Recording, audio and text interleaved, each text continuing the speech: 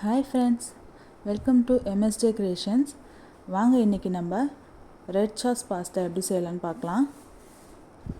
வாங்க அதுக்கு தேவையான பொருட்கள்லாம் இப்போ நம்ம பார்க்கலாம்.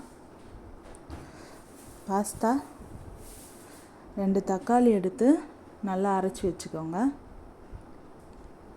ஒரு குடமிளகாய் எடுத்து சின்ன சின்னதாக கட் பண்ணி வச்சுக்கோங்க. ஒரு வெங்காயம் எடுத்து நல்லா பொடிசாக கட் பண்ணிக்கோங்க. கருவேப்பிலை, கொத்தமல்லி, டொமேட்டோ சாஸு, எண்ணெய், மிளகாய்த்தூள், உப்பு. வாங்க ஒரு கிண்ணத்தில் தண்ணி வச்சுட்டு அதில் கொஞ்சம் எண்ணெய் விட்டுக்கலாம்.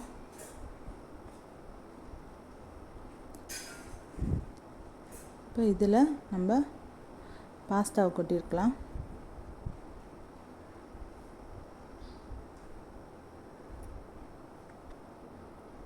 இதில் கொஞ்சமாக உப்பு சேர்த்துக்கலாம். அவ்வளோதாங்க. இது ஒரு 10 நிமிஷம் கொதிக்கட்டும். அப்போ தான் இந்த பாஸ்தாலாம் நல்லா வெந்திருக்கும். வாங்க இப்போ நம்ம இன்னொரு பேன் எடுத்து அதில் நம்ம எண்ணெய் விட்டுக்கலாம்.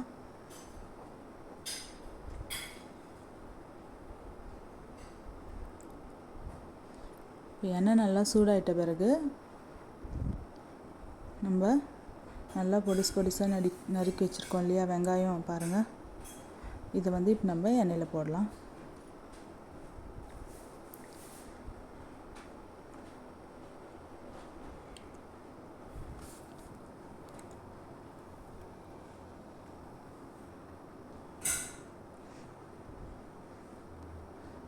இது போட்டுட்டு இப்போ நல்லா கிளறி விட்டுக்கோங்க.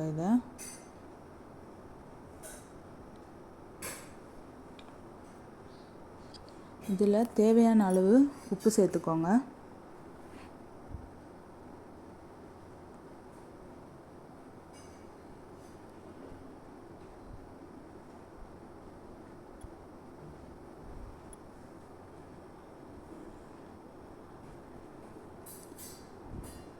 உப்பு சேர்த்து நல்லா கிளறி விட்டுக்கோங்க. இது நல்லா வதங்கட்டும். இப்போ அடுத்ததான் நம்ம வதங்கிடுச்சு.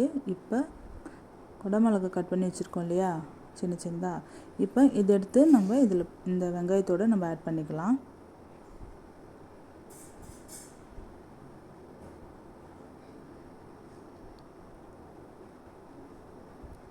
அதை அங்கே போட்டு நல்லா கிளறி விட்டுக்கோங்க.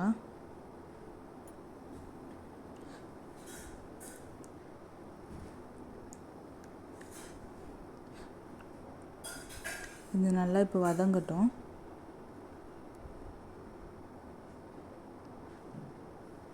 ஓகே, இப்போ இது கொஞ்சம் நல்லா வதங்கிடுச்சுங்க.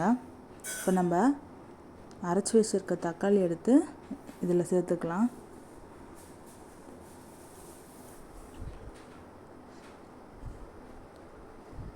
ஊற்றியாச்சுங்க. இப்போ நல்லா கலக்கி விட்டுக்கோங்க.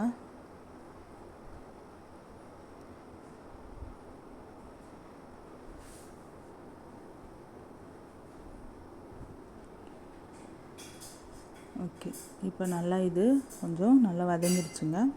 இப்போ நம்ம இந்த நேரத்தில் என்ன பண்ணோன்னா மிளகாத்தூள் எடுத்து வச்சுருக்கோம் இல்லையா, நம்ம அதை இதில் ஆட் பண்ணலாம். உங்களுக்கு காரம் எக்ஸ்ட்ரா வேணும்னா நீங்கள் இன்னும் கொஞ்சம் ஆட் பண்ணிக்கோங்க. நான் 1 ஸ்பூன் மிளகாத்தூள் வச்சுருக்கேன். உங்களுக்கு வேணும்னா நீங்கள் காரம் நல்லா சாப்பிடுவீங்கன்னா இன்னும் கொஞ்சம் ஆட் பண்ணிக்கோங்க. இது நல்லா கலக்கி விட்டுக்கோங்க.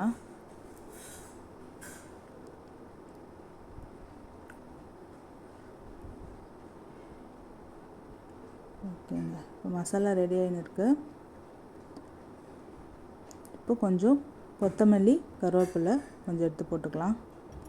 இப்போ இதை நல்லா மிக்ஸ் பண்ணி விட்டுக்கோங்க.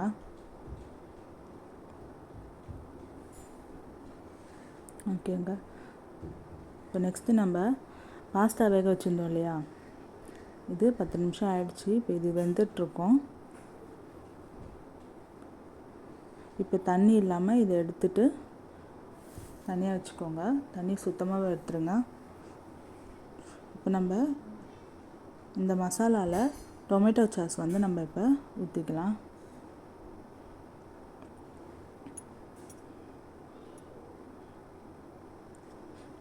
அதுதாங்க நல்லா இப்போ கிளறி விட்டுக்கோங்க.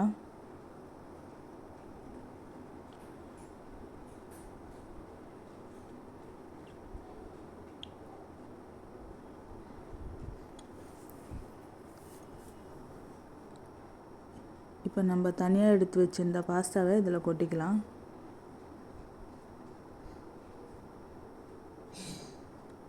அவ்வளோதாங்க, கொட்டிட்டு இதை நல்லா கிளறி விடுங்க. இந்த மசாலா ஃபுல்லாக இதில் நல்லா ஒட்டுற மாதிரி நல்லா கிளறி விடுங்க. பார்த்திங்களா, நல்லா கிளறி விட்டாச்சு. ஒரு 2 மினிட்ஸ் தாங்க நல்லா கிளறி விடுங்க. இது கூட வந்து நம்ம இன்னும் கொஞ்சம் கொத்தமல்லி தூவி விட்டுக்கலாம்.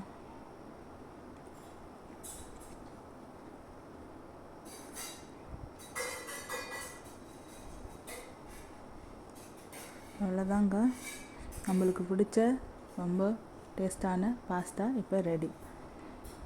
நம்ம வீட்டில் இருக்கிற குட்டீஸ்லாம் இதை ரொம்ப விரும்பி சாப்பிடுவாங்க. பார்த்திங்களா, அவ்வளோதாங்க.